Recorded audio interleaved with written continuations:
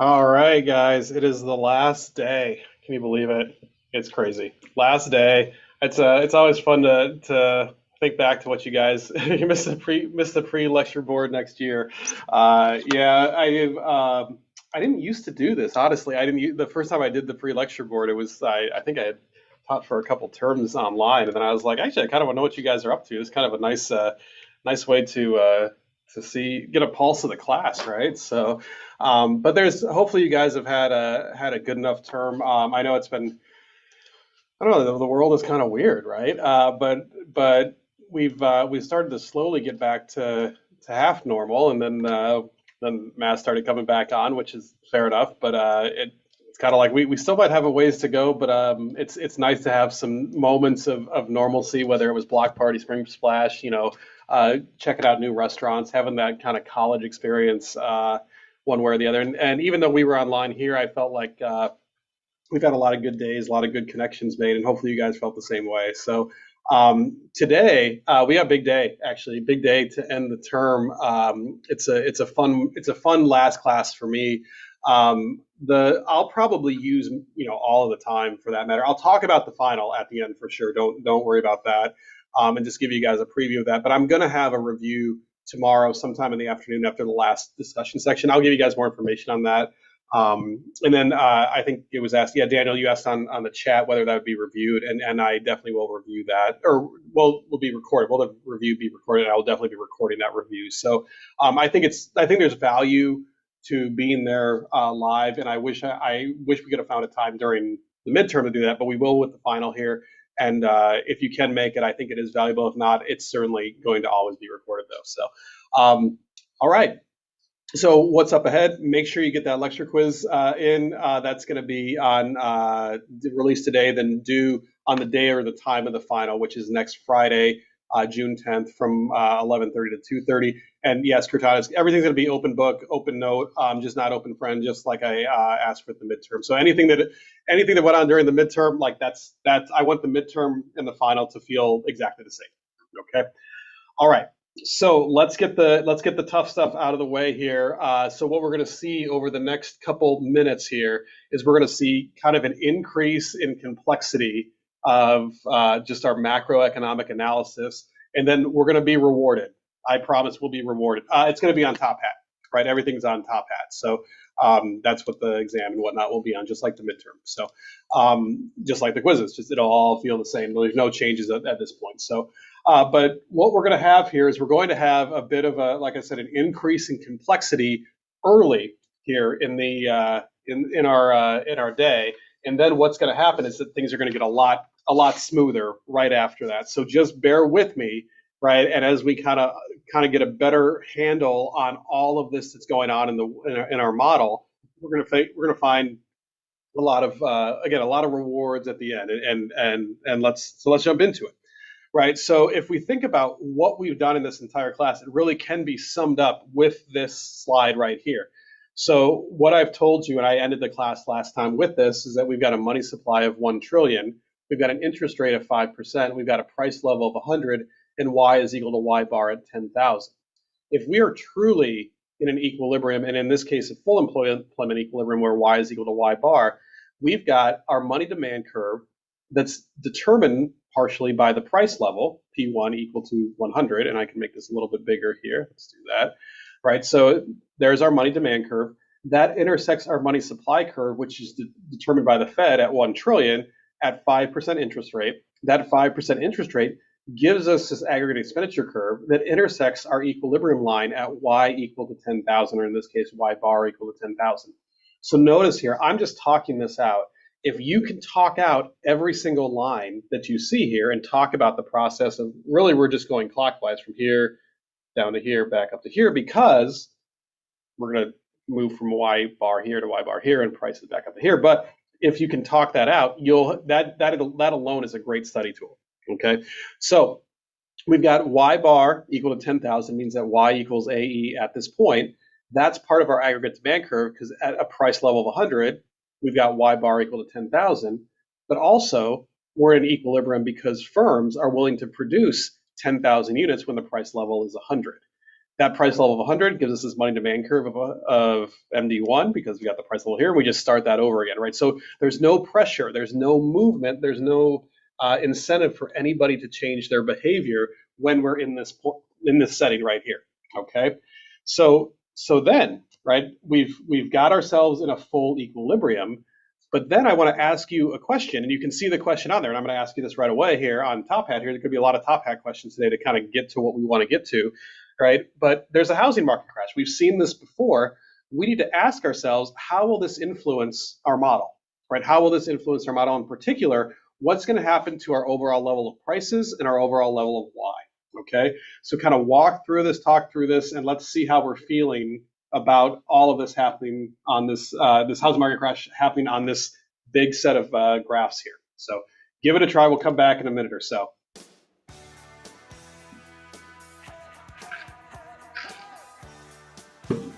I saw somebody request this, so I just threw this on.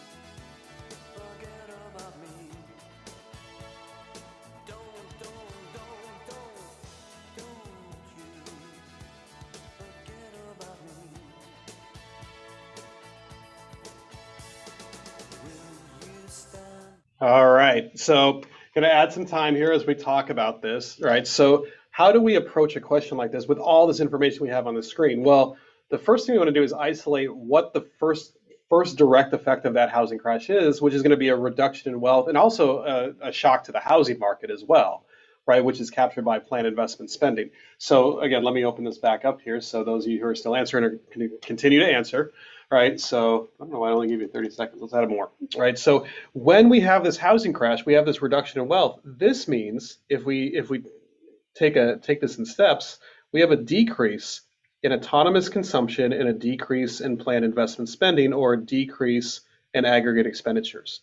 Now, here's the thing to note, right? And this is kind of what gets a little odd or awkward, is that this will reduce our AE curve, right? So now we're here at AE2, but there's no change in our interest rate. There's no change in the prices when this first happens, right? Because, and you might say, well, didn't the housing market crash? Wouldn't that be like a reduction in prices? Well, housing prices, they do fall. You're absolutely right that they do fall initially, right? But just because the housing prices fall doesn't mean the prices of all of their goods and services fall. And just because the housing price fell doesn't mean that you need to actually sell your house for a lower price, right? So it's weird to think of it as this kind of wealth shock, right? Because it's a shock to prices of an asset that you care about, but it's not going to directly affect prices, at least on that day, right? And so the way I like to describe it is, when this housing market crashes, does the price of gasoline change that day? No, it doesn't, and groceries don't change or anything like that. So the point is, though, is that now we're at this new price level, right? We're at this new price level, or sorry, not new price level, but new Y level. The prices are the same. So prices are staying the same while we have a decrease in Y. So what this means is that we're going to shift AD to the left, right? We're going to shift AD to the left, right? Good question, Michelle. I'm glad that you asked that. So how do we know what the first thing to look at is? So this is where things are ultimately complicated on a first pass, right? Is because right now we need to isolate where do we first show a housing market crash? Well, we first show it with decreases in autonomous consumption and planned investment spending. So we're going to see it with a decrease in AE. So we have to essentially say, where is this effect happening first? And so it's not happening at AD first. AD is derived by this aggregate expenditure curve. So our AD shift is going to be the second order effect, right? Or it's going to be a second order effect.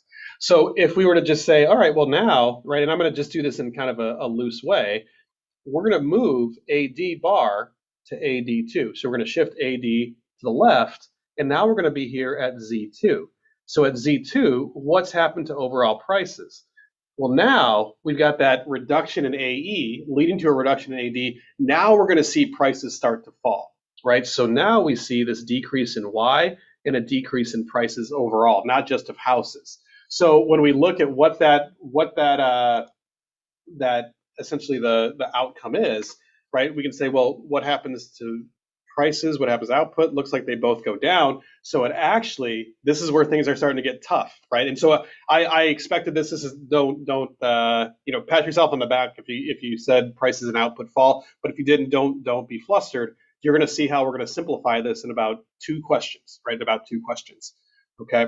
So prices and output are going to fall because we see this first shock to AE. We see the second shock to AD.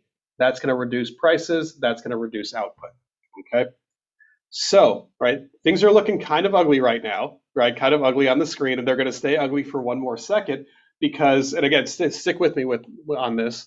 We need to ask ourselves, what should policymakers do, right? So let's imagine that we're in a situation, right, where the housing market has crashed. We're down here at Z2. Prices are lower. Output is lower.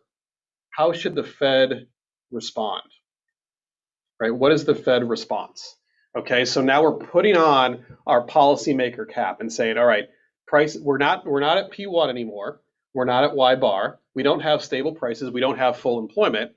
How can the Fed help us out and get us back to Z bar, right? They want to get back to Z bar, right? So now you're working at the Federal Reserve. Now things have gotten a little bit more complex. Should they go out? Should they buy bonds? Should they sell bonds? So kind of work backwards on this, right? This is a tough one, right? But I think you guys can get this, right? Things are going to come together here really quickly.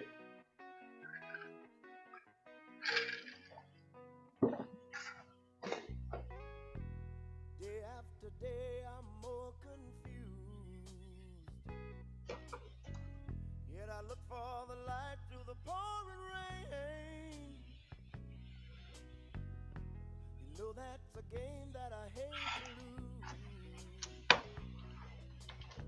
And I'm feeling the strain. Ain't it a shame? Oh, give me the beat, boys, and free my soul. I wanna get lost in your rock and roll and drift away. Oh, give me the beat, boys, and free my soul. I wanna get lost in your rock and roll and drift away.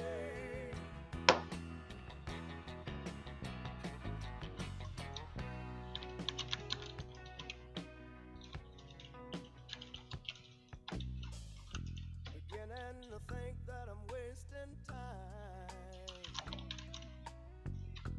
I don't understand the things I do. The world outside looks so unkind. All right, so Cortana's got a different route he's going to take. I'm not going to ask that on the exam, but he might be onto something given how our policymakers have been doing recently. So, all right, so how do you guys want to react? Let's actually go straight to the responses and let's see what you guys said, and then maybe work from that direction. Okay, so all right, so we've got about 60% of you saying that we need to go out and buy bonds. The other 40% saying sell bonds. So it's a little bit tighter, right? But we're leaning towards buy bonds. So how do we approach this? Well, what we want to do, if we want to get back to Z bar, it'd be nice if the Fed could just move AD back to AD bar, right? That would be the ideal scenario where they just take that line and move it. But they can't move AD, right? In order to move AD, we've got to lift our AE back up, right? Got to lift AE back up. Well, they can't lift AE back up. They're the Fed, right? They're not policy. They're not the government. They can't change G or change taxes, but they can change over here. So in order to lift us back up to AE bar, the Fed would need to reduce that interest rate.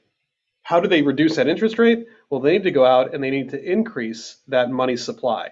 So if the Fed goes from MS1 to MS2, and they shift that money supply to the right, we'll call this point 3 here, they're going to go down from A to B, and we're going to be at R1 to R2. Let's go ahead and just call it 3%. It doesn't matter what number it is, right? But the Fed goes out and they increase that money supply, which would lead to a reduction in the interest rate. So if we have this reduction in the interest rate that's going to move up, we'll put 0.4 right here, right? 0.4 will be a reduction in the interest rate leads to an increase in autonomous consumption, an increase in planned investment spending, and an increase in AE. Y is also increasing, but prices aren't changing when the Fed goes out and changes that money supply. So this will lead to an increase in AD back to AD bar, right? So we could call this 0.4 as well, right? So if we just want to take this and take a big overview of it, all we have to say is, look, we just need to get the Fed to increase the money supply. How does the Fed increase the money supply? Right? They're just going to go out and buy bonds. This right here is going back to that monetary policy. Fed goes out, buys bonds, decreases the interest rate, increases AE, brings our AD back to AD bar, right? And so we've got the Fed just countering this shock, right? The Fed is just simply countering this housing market shock by saying, hey, we just need to go out and buy bonds, put money back into the economy. That'll increase spending. We don't worry about prices being too high because prices just dropped. Okay, so is everybody? I mean, 60% of you guys got it. If you didn't get it, hopefully you're kind of seeing that connection. But some of you may be out there just saying like, wait a second, can I just simplify this? If I feel good about what's going on underneath all of this, can I just look and isolate our aggregate demand, aggregate supply graph? And the answer is yes. So you've got all this going on, right? This is like as messy as it gets. We have hit the apex of complexity. It is all downhill from here. Here's what I mean, right? Here's what I mean. So if we simplify the analysis, let's just go ahead and start at Y bar and P bar, right? Start at Y bar and P bar. So instead of looking at all of those graphs, we know that those other markets are in equilibrium, right? Our money market and our Y equals AE. We've got Y and we've got P. We've got our downward sloping AD curve right here. So there's AD bar. There's AS bar. Here is price. There's our price level that we want to stay at. That's our stable price level. There's our Z bar, right? That's our starting point. If there's a housing market crash, right? Our housing crash, this leads to a reduction in aggregate demand ultimately, right? We're going to shift AD left. If we do that, we go to here, we go from AD bar to AD2, we see prices drop from P bar to P2, we go from Y bar to Y2. So what we have is we have deflation and we have some unemployment, some cyclical unemployment. So then we would say, well, how should the Fed respond? Right? Fed response is going to be buy bonds, like we said. This will eventually increase AD, and we just move back to here. So this will be buy bonds, right? So housing crash, buying bonds. So we go from Z bar to Z2, just like we did up here, right? But all this stuff was going on underneath, right? That's kind of in the background, right? But then, right, we get to Z2, Fed just goes out and buys bonds. We see that with step 3, step 4, but ultimately that's just shifting our aggregate demand back to the right. Would minimum wage drop if there's deflation? We're going to get to that, Daniel. That is a fantastic question. I don't think it's minimum wage as much as you want to think of as general wages, because I don't think minimum wage is going to ever drop. I don't think we're going to go that policy will not be popular in any dimension, but I don't think it's even necessary. For our analysis, it would be more, are we going to see wages fall if there is deflation? Just like we expect wages to rise when there is inflation, right? Kind of goes the other direction. So, all right.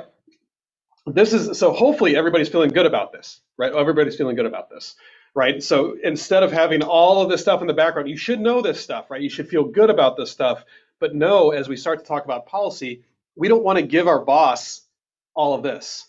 We want to give our boss this, right? You can just say, hey, look what happened, right? Had this crash. This is the outcome. This is the response, okay? And so let's see if this actually happened, right? So I can talk about this all day. So won't there be excess money supply if the Fed buys bonds after the prices drop? Good question. So What Dorothy is saying, this is so great. So I'm pumping the brakes on this because if I had more time, I would do this. And I love this shows if you guys are thinking this is a great level of understanding. Because what Dorothy's saying is like, wait a second, if these prices fall, doesn't that influence the money demand? Doesn't that lead to some sort of adjustment here, adjustment here, adjustment here? There is absolutely a feedback effect. I am actually overlooking and kind of waving my hand to that feedback effect. The textbook actually does address that and says, yeah, we're actually going to have this kind of feedback effect where we end up having like a limited shock, a limited shift in AD actually to right here, and then it goes down to here. Right? There's certainly adjustments. Right? There's certainly adjustments. Don't lose that thought, but don't worry about it either. Right? Take a look at the textbook though, because it actually goes through more detailed feedback effects. Right? That is an awesome question though. I really like that question. Okay, so this is our prediction, right? This is our prediction of what happened essentially during the Great Recession. So we're kind of coming full circle for the entire term, right? So we talked about housing markets early in the term and said housing prices fell. Did this lead to the Great Recession? Is this related to the Great Recession? Did the government respond the right way, right? And did we get back to some sort of some new equilibrium closer to Z bar?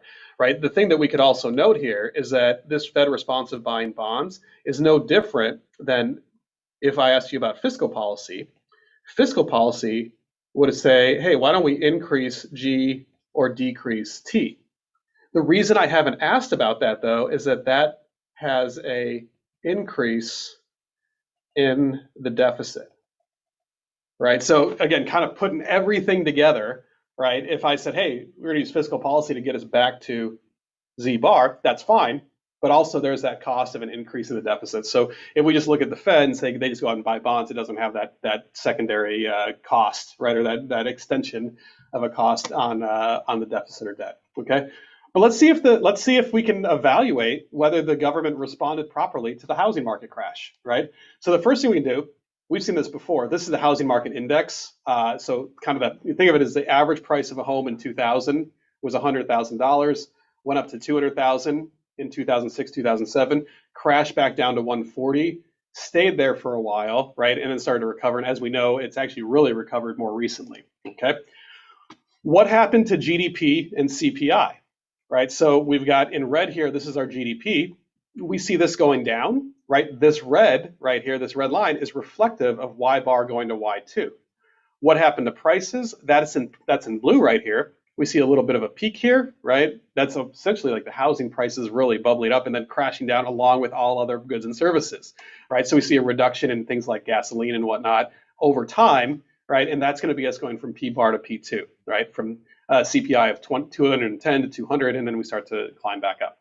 Okay, so what we've done here is we've confirmed that it does seem as though Z bar went to Z2. We had this shock of AD bar going to 82 with this housing market crash. Okay, so how did the government respond?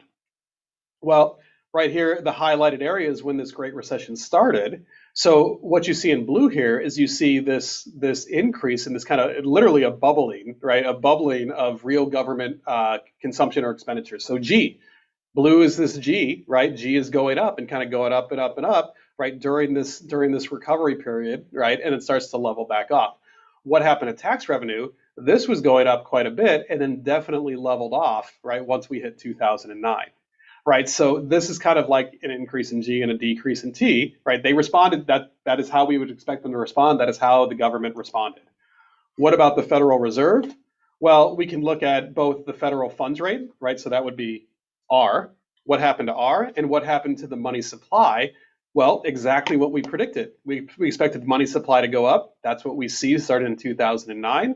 What happened to the federal funds rate? It dropped like a rock, right? It went from about 5% to almost zero, right? Essentially zero. So instead of 5%, it actually was all the way to zero. And we got money supply going from looks like 1.3 trillion all the way up to really 3 trillion by 2016. Right, so it is exactly right, and I can actually plug that in right here. That's worth plugging in, 3 trillion right there.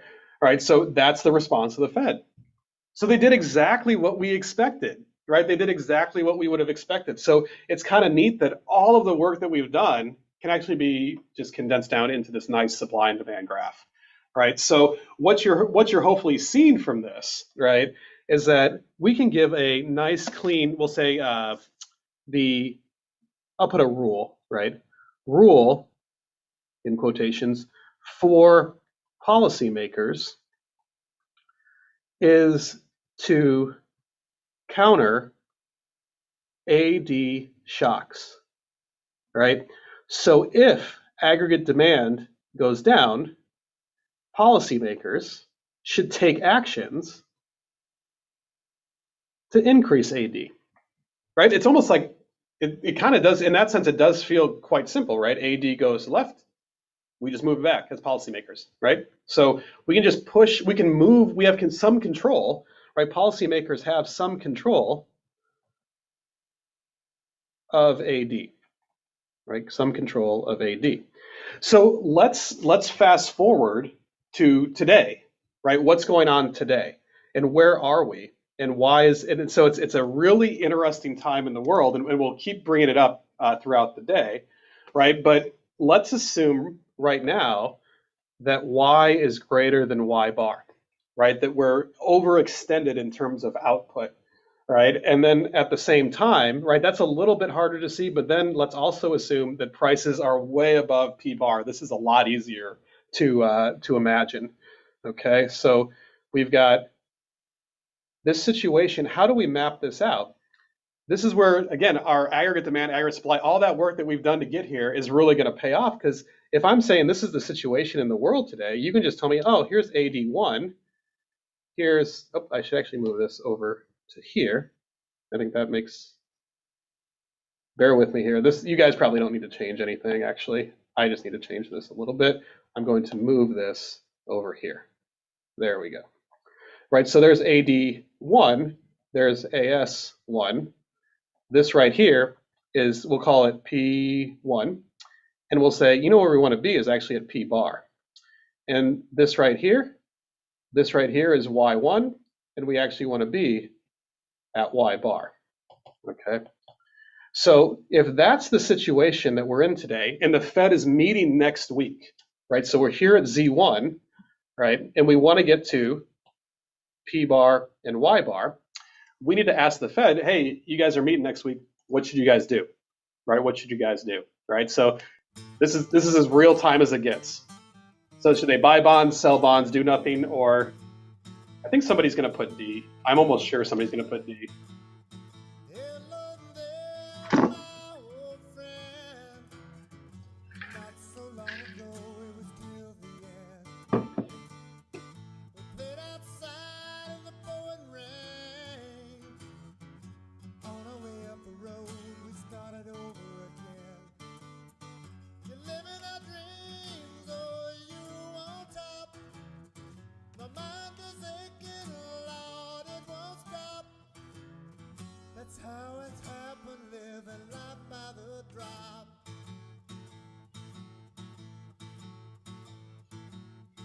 Up and down that road in our worn out shoes, talking about good things and singing the blues.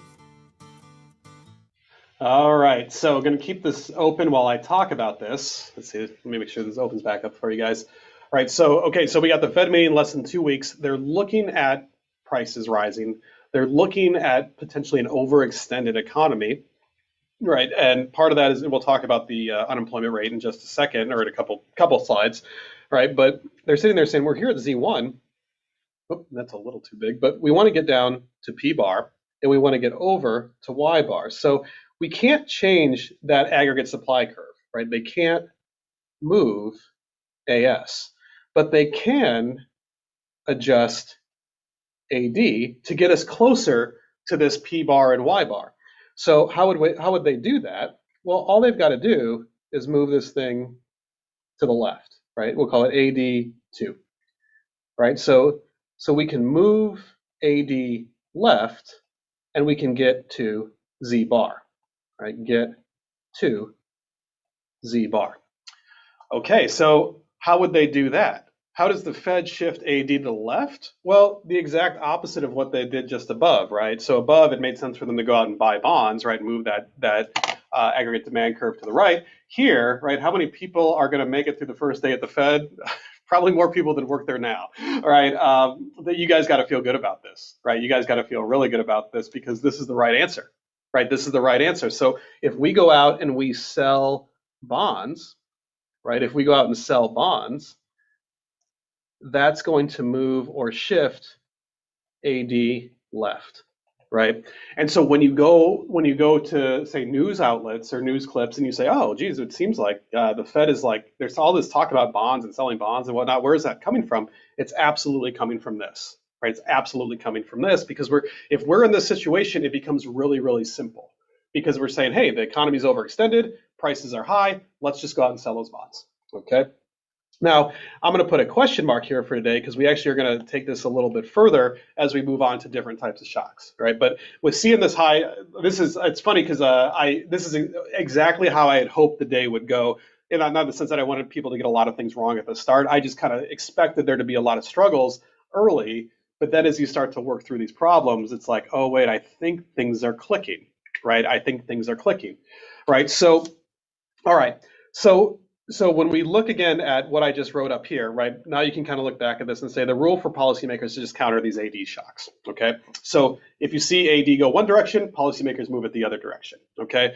That makes our demand shocks fairly straightforward. And so Dorothy asked we'll call it the $1 trillion question because that's the kind of numbers we're talking about. How do they determine how many bonds to buy or sell to get back to Y bar exactly and how long does it stay there? So the Federal Reserve employs thousands and thousands of people, and you wonder, kind of like, wait, it seems like all they're doing is just like buying and selling bonds. But then once you get into it, yeah, the question is, how many should they buy? What exactly should that equilibrium interest rate be, right? And if we buy this many bonds, what's going to happen, or sell this many bonds? There is so much research being done on an hourly basis, right? And so much interaction with all of these different markets with the Federal Reserve. There's a reason that they employ so many people. And so they have they're hiring not only they have a lot of PhD economists, and that has their role that's a role, right? But they have a lot of entry level workers, right? Because they need people to process data and say, okay, this is how much we need to buy or sell, or this is what I'm finding. Run these models, take a look, and say how much is this shift exactly? So how do they determine it? Now it's not a guess. There's noise to it. But there's a reason that they're going to buy or sell a certain amount, but they will adjust, right? And so if they want that interest rate to stay down, like for example, like they did throughout the 2010s, they just kept buying bonds, but buy bonds, continue to pump money into the economy, right? They can do that, right? They'll keep that interest rate where they want it to be as long as they need to, right? Until they see things like prices and Y adjust. This is great. That's a great point though. Great question. Okay, so what I hope you guys can kind of see here is that if there is a recession caused by an AD shock, right, or any type of AD shock, right, there is a straightforward policy response, right, straightforward policy response. Okay, so in the case of a recession, just like we saw with the housing market crash, price go down, output goes down. Let's go ahead and buy bonds and let's just counter that. If we're above it, let's just counter it again, right? Straightforward policy response. It doesn't mean that it's easy. It doesn't mean that it's costless. It just means that it's straightforward, that there's no ambiguity in which way they should go, okay? But supply shocks are not so easy, right? So we've got a new setting, right? We've got a new setting, and we're in a recession, right? So that hasn't changed in this new setting, which means that Y is less than Y bar, but we want to know if the recession is caused by an AD shock or an aggregate supply shock, right? How do we know? Okay, how do we know? Okay, so I'm going to ask you guys, right, to kind of think about this. So Haley asked a question. So we would make money if we buy bonds in a recession and sell when everything is good. So for you guys, right, if you're talking about you personally, the bond market is something that a lot of a lot of investors, there's a lot of investment funds that do look at those things. It's a very, very complicated market to tackle. The idea, though, I think in general that you can have with everything is if you want to make money in a recession. So if you're buying bonds, that means actually the bonds are going to actually be. It depends if you buy bonds when they're expensive, and they can be expensive when the Fed is out there buying bonds. If you buy bonds alongside with the Fed, that's going to be a very expensive bond relative to you buying bonds when things are being sold off. Okay, so again, that's a interesting investment question, and it's quite complicated because again, the investment strategy with bonds is kind of it's a very weird world. So don't think too much about it, but have it on the radar as well. Okay. All right. So here's how I'm going to set this up for us. Okay. This supply shock. Okay. Is we've got Y, we've got P. So how nice is it that we only have to just draw this single graph, right? So I'm going to tell us that Y bar is right here, but I'm going to tell us our equilibrium Y is right here. Okay. So that's essentially saying, look, we're going to end up right here. And actually, let's go ahead and center ourselves at a nice point here where we have AD bar right here, and we have AS bar right here. Okay, AS bar right here. So here is P bar. So we have Y bar and we have P bar, right? This is where we're starting, and this is Z bar. You learn that we're in a recession. That means Y is less than Y bar. How do you know it was driven by a supply shock? Right? How do you know it was driven by a supply shock? So it's a tough question, right? But it's a really important question because it's going to help us determine how we're going to respond to it. You can dance, every dance with the guy who gives you the eye, let him hold you tight. You can smile, every smile for the man who held your hand neath the pale moonlight. But don't forget who's taking you home and in whose arms you're gonna be. So darling, save the last dance for me. Oh, I know that the music's fine, like sparkling wine. Go and have your fun. Laugh and sing. But while we're apart, don't give your heart to anyone. But don't forget who's taking you home and in whose arms you're gonna be. So darling, save the last dance for me.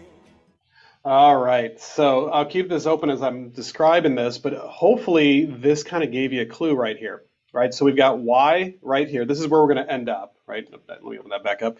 All right, we're going to end up right here. We're starting right here at Z bar. So there's two ways that we can enter a recession. One, we can have a reduction in oh my gosh, I got these backwards. My gosh, that's like the worst thing I could have possibly done today. I got too excited. ASAD. You guys probably had it written right. Okay, so at any rate, okay, so we've got AS and AD here, right? If we have a reduction in AD like we did before, we're going to end up right here. That's our negative AD shock. So if we have this negative AD shock, we're going to be down here at P2. All right, so if we see prices fall during a recession, it sure seems like this is going to be driven by an AD shock. So does that mean that prices should rise when there's an AS or aggregate supply driven recession? Well, let's see what happens.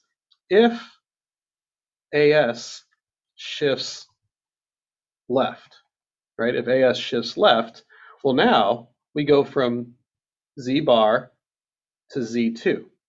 There we go. We go from Z bar to Z2. What happens to prices? Prices clearly rise, right? So we go from Y bar to Y2, right? So this is a decrease in Y, but then we have P bar to P2. This is an increase in prices, right? So if we just look at what's going on, and let's see what you guys, this is great to see. 2/3 of you said, right, that we're going to see prices rise when we see a negative aggregate supply shock, right? So got a negative aggregate supply shock. This is going to cause stagnation in output, right? In output, right here. right? But then we're also going to see inflation at the same time. This feels like the worst of both worlds, right? Because what you have here is you have stagnation plus inflation, right? And you guys may be hearing this Hollywood couple term, right? If this was a Hollywood couple, right? Add these two up, we end up with stagflation. What is stagflation? It's simply when Y goes down and prices go up, right? So we have inflation and stagnation at the same time. We have stagflation. Okay. So, right, so this is good. So let's imagine, right, we've identified there's a recession. Y is less than Y bar. The prices are going up. Remember, I just said, right, that it was relatively straightforward in terms of a policy response when there was an AD shock. When there's an AS shock, it's not so straightforward, right? It's not so straightforward because remember, the Fed can influence AD, not aggregate supply, right? This has to do with the cost of production, right? This has to do with firms deciding how much they're willing to produce at different price levels, right? So the Fed can't tell a firm, hey, you need to produce more or less of this, or it's cheaper or more expensive to produce. All they can influence is this part of the market, right? So the policy response, right? The policy response is not as straightforward. So what should the Fed do? Right? What should the Fed do in this case? Right? Let me move that up just a little bit. Right? What should the Fed do? Well, we've got to return to the Fed goals, right? Yeah, we can ask them what they should do. Well, what are the goals of the Fed? Well, if we go back, we'd say one is going to be full employment. So they want to get back to Y bar. Two is stable prices. So they want to get back to P bar. Okay, so the goals of the Fed are to get us back to Z bar. We've moved up to Z2, but they can't move AS back. So what they have to do is they face a trade-off, right? They face a trade-off. If they can only change AD, this means they can only tackle a single goal when there is stagflation. So hopefully you're starting to see, right, starting to kind of click why there's so much in the news right now about what the Fed is going to do. Okay, so we're thinking that there's possibly stagflation on the way. So the Fed is trying to maneuver the economy and say, we've got to make sure that we don't have Y go down too much, but we also need to fight higher prices, right? This is exactly what we're seeing right here, what we're identifying right here. So how do we kind of separate out what the Fed should or shouldn't do, or what the costs are? Well, let's say option one, right? So they can only tackle a single goal because they can only move AD, right? Because they can't, if they move AS, right, they just go back to there. If they could do that, they just move that AS curve right back to where it was. They can't do that. So let's go out and let's assume that the Fed just decides, right? They're saying, you know what, we're going to fight unemployment, right? So option one, let's go ahead and let's fight unemployment. And let's get Y back to Y bar. Right, let's get Y back to Y bar. So I'm going to ask you guys what they should do, but I'm going to set the stage for us, right, and say, and I'll make sure I get the right curves here. We'll call it the last day blues or whatever, or celebration. I don't know. We'll call it AD. How's that? All right, so we got AD here, right? We've got AS right here, AS bar. We're at Z bar, okay? So now we're at Y bar right here. We're at P bar, okay? So then we have our negative aggregate supply shock right here. So we'll go from AS bar to AS2, okay? So we know that prices have gone up and Y has gone down. So now we're here at Z2. Okay. If the Fed wants to fight unemployment and get Y back to Y bar, what do they need to do? Do they need to go out and buy bonds? Do they need to sell bonds? Right? How should they respond? Right? So give this a go. We got the Fed cap on all day today.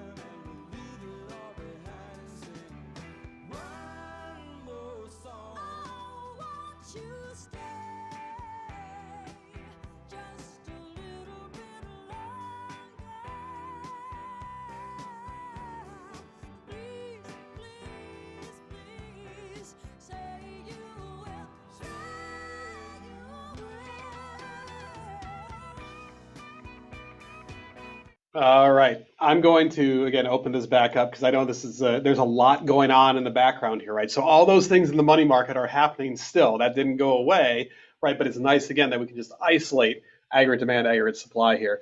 So the Fed response, right? Again, we want to get back to, right? We want to do everything we can to get to Y bar, right? That's what they want to do. So if we extend this up, we would say, you know what they want to do? They can't change AS. So they essentially just have to move AD so that our AS2 and new AD intersect at Y bar. So you guys might have intuitively done this, right? But this is me just writing it out. So we just need to move AD. We can move it left or right. But if we want to move it so that we intersect this new AS with Y bar, well, we're going to have to move this thing to the right, right? We need to move this thing to the right. So we go from AD, we'll say to AD2, right? So we need to shift AD right, right? We need to shift AD to the right. So now we'd end up at Z3, okay? So how do we shift AD to the right? Hopefully this is where, once you get to this point, right, this is us just buying bonds. So how are people feeling about this? People are feeling, yeah, so we got 2/3 again. Some people are still asking, somebody's out there asking Congress for advice. I don't know if I recommend that. I will stay agnostic about that. So, okay, so we buy bonds, right? We buy bonds. And what's the consequence, right? What's the consequence of buying bonds? Well, now we're at Z3. Right, we're at Z3. So what's going on at Z3, right? We have full employment. That's good, right? Full employment, Y is equal to Y bar, check. But what was the cost? The cost was prices, right? Prices are higher, right? So P3 is greater than P2. So what we're seeing here is we're seeing almost it's like the textbook definition of a trade-off, right? And we talk about trade-offs early in the term, but we're seeing it here on the last day, right? And I should make that X in red here. This is not good, right? This is not what we want. So if we were to summarize this and have kind of a story behind this, right? We have a trade-off such that we get more jobs, but higher prices. Okay, so here's the scenario, right? We're at Y bar. Everybody who wants a job has a job. There's no cyclical unemployment. There's an aggregate supply shock, right? We go from Z bar to Z2. I'm just picking on names in the chat here. So once we go from Y bar to Y2, Haley loses her job, right? So Haley loses her job. This is Haley losing her job right here. Prices are higher. Right, so we're all paying higher prices, and Haley gets it the worst. I know. But what did we just do? We all stepped up and said, "Hey, Haley, we do not want you to lose your job. We do not want you to lose your job. We're all going to pay higher prices. Everyone pays higher prices, so Haley doesn't lose her job." That is a very kind response, right? That feels like a very, I mean, you don't want to make like a super, this is just an example, right? But like, you don't make a super judgment on it, but like, that seems like the kind thing to do, right? So what's happened here is that we lose jobs, right, from Y bar to Y2 for some people, right? So some initially lose their job. Everyone, right? Everyone pays higher prices, right? Pays P2, right? So this is our Z2. But after this policy goes into place, right? Oh, is the second P2 supposed to be P2 bar? No. So this P2 is just right here. So this is just saying, hey, look, prices are even higher than they were before, right? So stick with me, Jessica. So stick with me, right? So we go from P bar to P2, right? Initially, so Haley lost her job. Everybody's paying higher prices. So we go from Z bar to Z2. But then once this policy kicks in, right, after bonds are bought, now, right, jobs are saved and prices rise more for everyone. So this gives us price 3. Now we're here up at Z3, right? So everybody is paying higher prices in order to save those jobs, right? In order to save those jobs. So this right here, and this is kind of out of order. You guys might have a different order that you want to put it in. I'm going to put this in green, actually, up here still, right? This feels like a soft policy. This is a non-aggressive policy. So when we do this, this is what we call a dovish or dove policy. This is non-aggressive, right? Because what are we doing? We're saving jobs. Everybody's coming together and saving this job for Haley, right? We don't want Haley and all the other folks that lost their job to lose their job. So we'll all chip in and we'll pay higher prices. So now we can go ahead and keep those jobs, right? So in this sense, this right here is non-aggressive, right? This feels like a coming together for everybody, right? So Jessica, is the P2 issue cleared up, the price 2? So it's not necessarily P2 bar, right? Because P2, we want to get back to P bar, right? That would be ideal. It'd be ideal if Haley didn't lose her job and we were all paying lower prices. But now we're paying higher prices. Haley lost her job here. We're paying even higher prices, but we saved her job, right? So we got that trade-off, right, between jobs and prices. So that's one thing that we can do, one thing the Fed can do. But you can guess what we're going to do next is look at option 2, right? Now, it's funny because, again, this never really resonated with folks in the past, but I think it does a little bit more today. What if instead of fighting jobs or trying to save jobs, right? Option 2, the Fed can fight inflation, right? They can fight inflation and try to get P back to P bar. So what does this mean? Well, it means, again, we can set the stage here. We're starting at Z bar. We're here at Y. We're here at P. We've got our AD bar. We've got our AS bar right here. We've got Z bar. This right here is where we start. And again, kind of take a moment and just say like, geez, it's actually kind of nice, right? To just draw this graph, this simple aggregate demand, aggregate supply, what we did like on day 2 or 3, right? But no, there's just so much going on here. It's packed with so much information, and we can actually assess Fed policy with this, right? So now the Fed is looking at the economy and saying, okay, well, we went from AS bar to AS2, okay? We're here at Z2 just like we were before. So now we're here at Y2, we're here at P2, okay? So we can essentially say, right, back in the same situation we were before, I'm picking on poor Haley here. Haley has lost her job again. We're at Y bar to Y2. This is Haley losing her job. We're all paying higher prices. Before, right, we said, well, what are we going to do? We're all going to chip in, save her job. Now the Fed decides, you know what, we're not actually going to save those jobs because everybody's paying higher prices. We're worried, in this case, right, the Fed wants everyone to pay lower prices. They want to get back to P bar. So the question is, what should they do? Right? What should they do? But ultimately, what's the consequence of that? So let's give this a go here.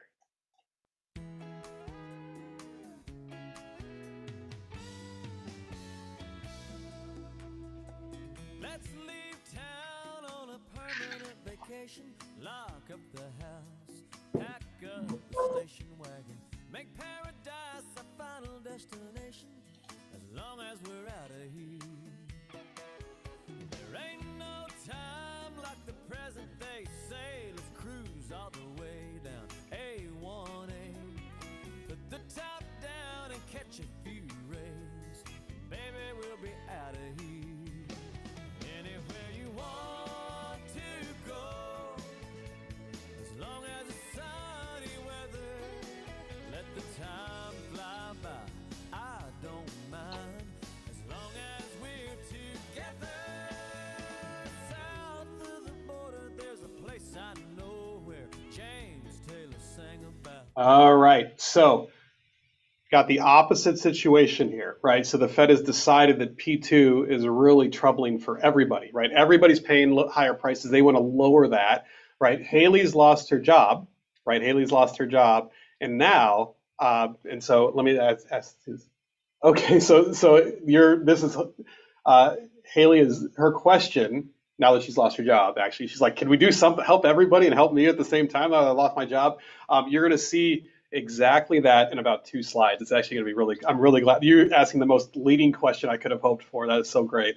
You're still going to lose your job right now though. And I'm sorry. So, so we've lost the job, right? From Y bar to Y2, right? But now the Fed is saying, I'm really more concerned about P2 than I am this lowering of output or this increase in unemployment. So they've got to go to right here. Right, they're going to go to right there and say, and I've got to move AD so that Z3 is at P bar, but on this new aggregate supply curve. So they're going to go right here. So we go from AD bar to AD, let's call it AD3, right? So we got to put these on top of each other, right? Actually, let's call it AD4 to be consistent, right? So bear with me here. So we'll call this just AD4. It can be AD whatever you want it, but we'll call this Z4 here. Right, because we had Z3 on the other one. I apologize for that. So just trying to be consistent between the two, right? Because we had Z3 up there, Z4 down here. Okay, so now, right, we're over here at Z4. So we've moved the curve how we want it. Now we just have to ask ourselves, like, reorientate or rephrase the question and just say, oh, how do we shift AD left if we're the Fed? Well, hopefully you guys are feeling, yeah. So you guys are seeing this is awesome, right? So I mean. Again, like pat yourself on the back or do whatever. Like this is great, right? This is exactly how, again, I was hoping the day would go because now you're saying, yeah. I'm starting to see here that we face this trade-off, right? This trade-off between prices and employment, right? So Y and P, right? Because now what's happened? Instead of being at Y2 or Y bar, we're down here at, and I'll go ahead and stay consistent, we're down here at Y4, right? So our new equilibrium, right? Our new equilibrium is stable prices for everyone, right? Stable prices for everyone. So this is P bar, but we have more job loss than before. So we're at Y4, which is less than Y2, which is less than Y bar. So if we're telling the story, right, and kind of working with the story, right, and saying, okay, so first, right, we had the job loss, right, in the first stage, and everybody was paying higher prices, right? So Haley lost her job from Y bar to Y2, prices are higher. The Fed decided, hey, we're going to reduce AD further because we want to keep prices low. That's great. Prices are low for everybody. What's the cost? Jessica just lost her job, right? So we have job loss from, we'll say Y bar to Y2, right? That's a job loss right there. But then we also have another job loss right here. So the idea here is that only a few people suffer from this, right? So there are some workers who lose their job, but all, we'll say, citizens face lower prices. Ah, you're onto it now, David. You're on it. So you're onto it now. So this feels though, right? So kind of summarizing this though, this feels aggressive, right? This feels like a really aggressive policy, right? This feels like an aggressive policy. And ultimately, this is why you hear the term hawkish or hawk policy. So the hawk policy versus the dove policy, it's named for a reason, right? So hawks are more aggressive. I got my there's a red shoulder hawk. This picture Bree took. Hawks are more aggressive, right? I actually think they should call it like the hummingbird policy because hummingbirds seem really aggressive, at least against each other, but they're also very tiny. So I don't know. I don't want to judge hummingbirds. But hawks are aggressive, right? The seagull policy, right? I wonder what that would be. That's going to be. That's going to be the next slide. That's going to be the answer to Haley's proposal. We'll call that the seagull policy. Like they get aggressive, but they then run away. So here though, right? What are we doing? Right? We're essentially giving up, and I'll highlight this.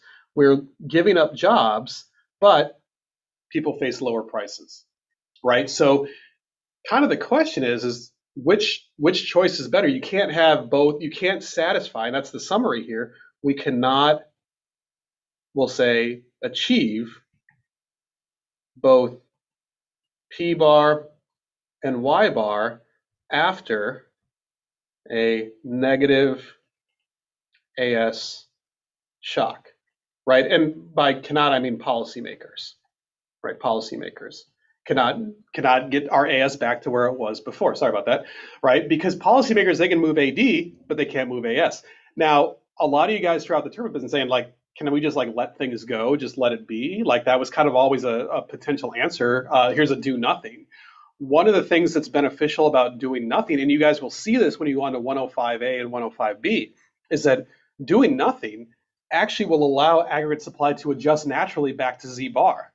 That's actually the best response if we want to get back to Z bar no matter what. The problem is that how long does it take to get back from AS2 to AS bar if we do nothing? It could take years. It could take 15 years, right? So in that time period, there's a lot of jobs that are lost and people are paying higher prices. So maybe there's some way to lessen that shock, right, through policy. And so kind of as an overview, a lot of people will say, well, which one is, what is the right answer? So should you be hawkish or should you be dovish? And I encourage everybody to not be in one camp or another all the time. What you need is you need the numbers, right? And so right here, right, we're acting very hawkish. Why would we ever act hawkish? Well, we don't have the numbers here, but imagine that price P bar to P2, imagine that this is a 10% inflation rate, right? Kind of like what we're experiencing right now. So if this is 10% inflation right here, but this right here is like increasing the unemployment rate from like 3% to like 3.2%, then maybe we want to go ahead and fight inflation because that seems to be kind of the bigger social problem, right? So we have that one extreme where it's like very little job loss and lots of inflation. On the flip side, here, what if this is like an increase of 15% unemployment, but prices are only rising like 2%? Well, in that case, like, yeah, let's go ahead and make prices rise 3% and make sure that there's not 15% inflation. That's like the other extreme. So we've got two extremes there. There's some point where everybody kind of flips from hawkish to dovish. It's not nobody's wrong or right for doing that. You certainly can have your own opinion, your own cutoff, right? But you don't want to just say, oh, I'm going to always be hawkish or always be dovish. There's just tell me what the numbers are, and I can decide whether I think the prices or the employment are more important at that point, right?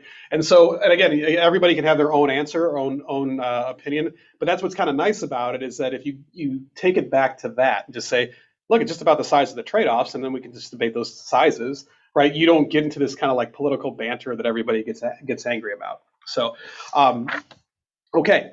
So let's summarize this, right? Let's kind of summarize everything that we've done with these policy responses, because again, and hopefully you guys are saying like, yeah, this is actually kind of cool because we don't have all those other graphs are not cluttering things up. We could just go ahead and look at supply and demand, Okay, so what I want to do is I just want to summarize essentially like three events, right? Essentially three events. Look at kind of summarize those outcomes, right? What are those outcomes on our ASAD? And then what's the Fed policy response? What's kind of the ideal response? And then what about the government policy response? What is their ideal response? Okay, and so what I mean by that, let's imagine that there's a negative AD shock. Okay, if there's a negative AD shock, this is like the housing market.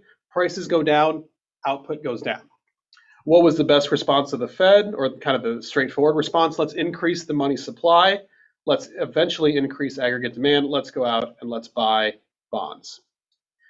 If we're the government, well, then we should increase G, decrease T. That'll increase aggregate demand as well. Okay, so move in the same direction, right? But just different policy levers. Okay, so that was the response to the aggregate demand shock, the negative one. We also looked at the positive, right? The positive AD shock. And what do we have? We have prices going up. We have output too high. Okay, so what should the Fed do? They should decrease that money supply, decrease AD. They do this by selling bonds. Okay. The government, I could have asked you what should the government do? They could decrease G, increase T, decrease AD, right? Move the same direction. Okay.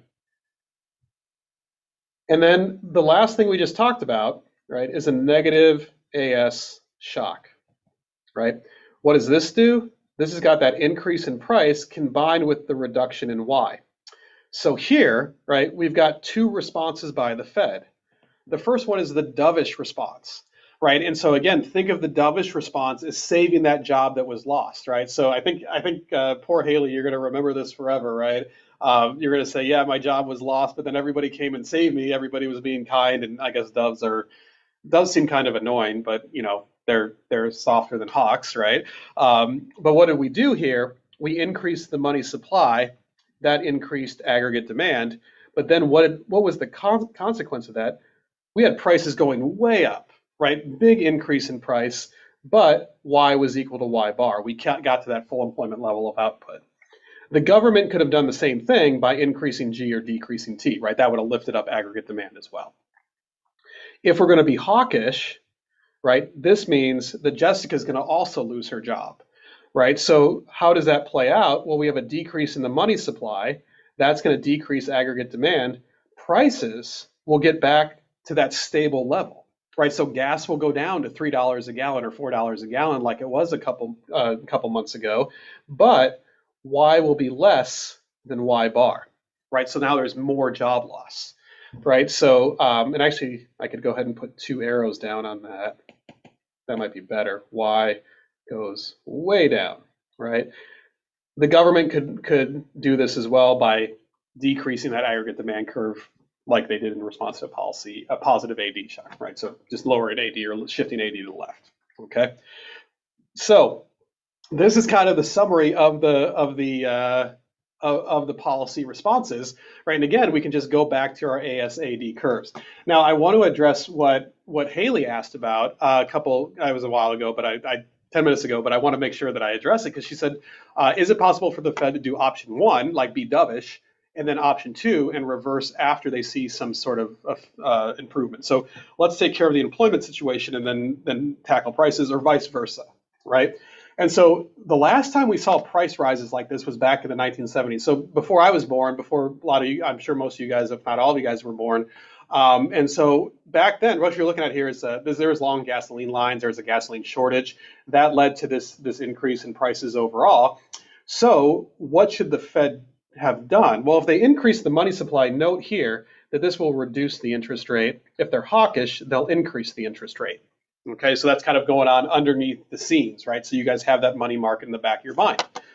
Well, if we look at what they did, right? So prices started rising in the 1973, right? So prices are rising, output's going down. We're seeing this negative AS shock, right? How did the Fed respond? Well, they responded by continuing to increase. Interest rates were federal funds rate was up to 12%, right? 12%. They were acting very, very hawkish, right? Very hawkish. And then what did they do after that? Totally dropped it, right? Totally dropped it. So they did exactly it was actually the opposite of what Haley proposed. So I mean, that's why I was so happy about the question though, right? Because they did essentially option two first and then option one. They said, we're going to fight inflation, right? Get inflation under control, but the cost is going to be loss of jobs. So let's make sure once we get that under control, we plummet this really, really quickly, right? So it is not an easy task. It is not an easy task when we're faced with this negative AS shock. Okay, so the kind of the final thing I want to address for this quarter, right? For this quarter is so this is historically what we did, right? This is the last time we faced a situation that was kind of like this, but what's going on today, right? Or next week or the week after, right? What is going on today? So if we look at the CPI, the increase in the consumer price index year over year, right? Over the past year, we're up to about 8%, right? So today we have an inflation rate, right? Inflation rate of approximately 8%, right? A little bit higher, but 8%, okay? But look at our unemployment rate. Unemployment rate is equal to about we'll say just about 3.5% or 3.5%ish, roughly, right? Kind of bounce it around there, right? So this is plus a lot of uncertainty out there, right? The world feels very, very uncertain, right? However, right, we need to kind of, again, propose, and I'm going to have this kind of last question for you guys, right? This is kind of similar to what we had before, but now it's a little bit more opinionated, right? So I got 3.6% on the unemployment rate, right? CPI at 8.8%, right, or increasing over the year. Uncertainty in Eastern Europe, concerns about production in agriculture and wheat later this year. The Fed is trying to figure out what they should do. Okay, so let's see what you guys think they should do. Should they buy bonds, sell bonds? Now, do nothing may be something that is reasonable. Do nothing until the situation in Eastern Europe is resolved, or do nothing until the supply chain issues from COVID are reduced, or just blame Congress or the president. So that's also a possibility too. Okay. Beneath my feet, I feel the rumble of a subway train. Yeah. Now laugh out loud, 'cause it's the one thing I hadn't been trying. Yeah. The train came in breathless, the passengers restless. She said, baby, you'll never change. You gotta get going, you gotta keep going. Hey, the world ain't slowing down for no one. It's a carnival going out to you. It sounds like a song, it's your like scripture. You paint the picture with colors squeezed from your hand. Weren't you the kid who just climbed on the merry-go-round? Hey, look, the world ain't slowing down. Let me open that back up. So I was answering a great question on Q&A. What will happen if there's a positive AS shock? So you'll see prices go down. You'll see Y go up. So the opposite of stagflation. However, even if we have the opposite of stagflation, should we get back to Y bar and P bar? Well, when there's this increase in aggregate supply, it's usually from technology. And so if technology improves, that actually changes your Y bar. So there's lots of things going on and usually a positive overall. So the Fed doesn't necessarily want to bring us back to Y bar or original Y bar when there's this positive AS shock. So it's a great question. Great question. So that's why I kind of breezed over it, and also for the sake of time. So let's see what you guys said. Right, I'm anxious to see what your oh my gosh, this is awesome. 5% of you blaming Congress, but that's great. Split down the middle between buying and selling bonds. Some of you guys, and then another split between doing nothing. That's 26%. Right. This is great. So ultimately, it just depends where you guys think we are. So do you think that P bar seems to definitely be down here? Is Y bar here? Is Y bar here? Is it down here? Or is it up here? Right, that's going to ultimately dictate what you think should happen, right? Now, kind of underline this. So there's no right answer, right? But we're going to keep an eye on this. You guys should keep an eye on this. These are some headlines that I've pulled just recently. It feels like the economy, like the jobs are good, like there's lots of jobs out there, but we're also kind of seeing other signs that things are slowing down. So we see headlines saying the Fed wants to raise interest rates to tame inflation, right? So we see inflation very high. We're all experiencing that. right? But then U.S. economy swimming in open jobs, but hiring could slow over the summer. Employers are discussing layoffs, right? They're low but rising. Housing market signs are starting to slow down. There was a $5 trillion disappearance in wealth in the stock market. AE had a big shock just recently. But then also we have to kind of think that gasoline costs more than the federal minimum wage. Tons of things happening. There's no correct answer when we're in a situation like this. If the Fed pulls back too much and gets over here, they could put us into a big recession, right? That takes all these jobs away. None of you guys will have jobs when you graduate. So they have to be very cognizant of saying, yeah, we want to reduce this, but we also have to be keeping in mind that actually increasing AS would be really helpful, and then we can match that with an increase in demand, right? So they're being very nimble right now. It's a very unique time in the world, and hopefully you guys feel better about understanding that world after taking this class, okay? So I'll leave you guys with this, right? And you guys have all this stuff available already. You have all this information, but you guys know when the exam is, right? Going to be 50 questions, going to be all on Top Hat, right? Safe to assume that you have full participation credit, unless you've heard otherwise. Do that lecture quiz, but lecture quiz grades are updated up until the lecture quiz number 7. And then, like I said before, make sure you look at Indeed.com for jobs, because who knows what the job market is going to look like. The more experience you can have right now, the better. Don't forget evaluations. Last question, can the government influence and shift AS or only AD? Government can only move AD as well, right? So AS is kind of on its own. So that's where the folks were saying, just leave it alone. Just maybe AS will work itself out. I think that's totally a reasonable response these days, for sure. I've got a little bit of topics for finals here, so you guys can, this week, we went over like hawks and doves. It's kind of a fun thing to look at, these policy responses. It's going to be weighted appropriately on the final. Like, it's not going to be 20 questions of the final. It's probably going to be closer to like 1/10 of the final, just like it was 1/10 of the term. So I'll send you guys a note about when the review session will be tomorrow, but I can't tell you guys how much I appreciate you allowing me to have this job. Hopefully you learned a lot. That's the most important thing to me. And even though it was online, I feel like I said it was a great connection that we've made. And even though some of you guys lost jobs in class, I know you guys are going to all be successful. And I don't want you to not reach out if you have questions. You guys know tomorrow it'll be in the afternoon sometime. I'll note the time when I give an announcement out. So, but don't hesitate to reach out if you guys ever need anything. I'm here. I care about you guys more than anything else in my job. Trust me, you guys are the best part of my job. There's no second is not even close. Okay, so you guys just take care of yourself, be safe, and don't be afraid to flag me down on campus too. How about that, right? Flag me down on campus if you see me. It's all good. I won't know your name right off the bat, but I'll get to know you. I'm happy to do that. So be safe, guys. We'll see you guys soon, and I'll see a lot of you guys tomorrow at the review session as well. So all right, guys, take care of yourself. It's been a lot of fun, guys.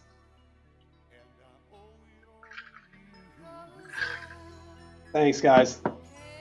I'm here, Katana. I'm not going anywhere right now. I got the perfect finish, right? The final is cumulative. No, the final is cumulative, right? So we got this part, that's that part, and that part. Yeah, definitely Zoom office hours today. Yes, Zoom office. Okay. So, and you can see it kind of makes sense. We want to have that. We're kind of going full circle, right? Full circle from the first day. Oh, perfect song, right? You guys could have guessed this one, right? Have a good one, Kardata.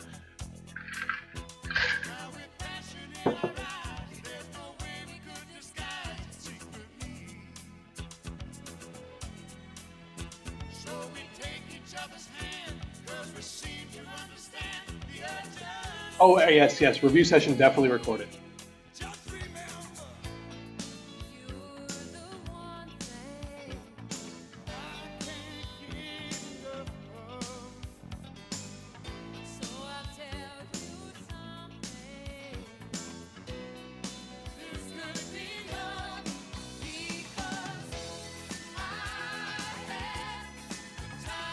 Thanks, Matthew. Have a good one. We'll see you. Probably see you tomorrow on the review session.